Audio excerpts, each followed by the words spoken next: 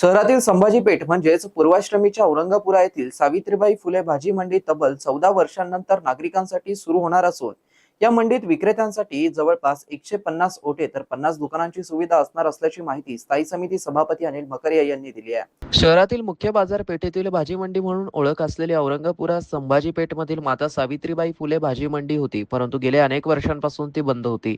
पर्यायी जागा म्हणून येथील विक्रेत्यांना जुना बाजार येथील मैदानात खुली जागा देऊन या ठिकाणी भाजी मंडई भरवण्यात येत आहे। जुन्या भाजी मंडीचं नूतनीकरण करण्याचं काम हाती घेण्यात आलं होतं। 6 वर्षापूर्वी पुणे इमारतीचं काम पूर्ण होऊन काही अडचणींमुळे प्रलंबित पडलं होतं।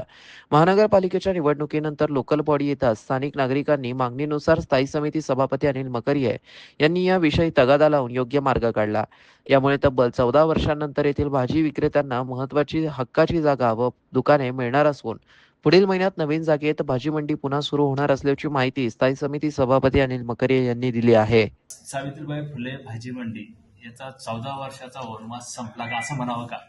संपला ना मग आता ते कधी नाही होणारा कॉन्ट्रॅक्टर पाटील यांना मी बोलवतो, त्यांना विनंती केली की कुठपर्यंत तुम्ही पेंडिंगमध्ये ठेवणार। तुमच्यामुळे एक 200 घरं बेघर झालेले आहे, त्या घरांसाठी तुम्हाला विनंती करतो।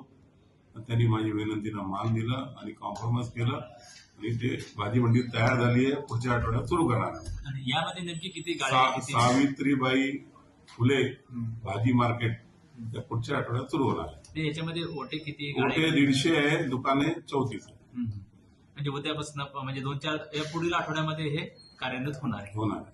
मित्रांनो, ही बातमी तुम्हाला कशी वाटली आमच्या कमेंट बॉक्समध्ये प्रतिक्रियेच्या स्वरूपात नोंदवायला विसरू नका।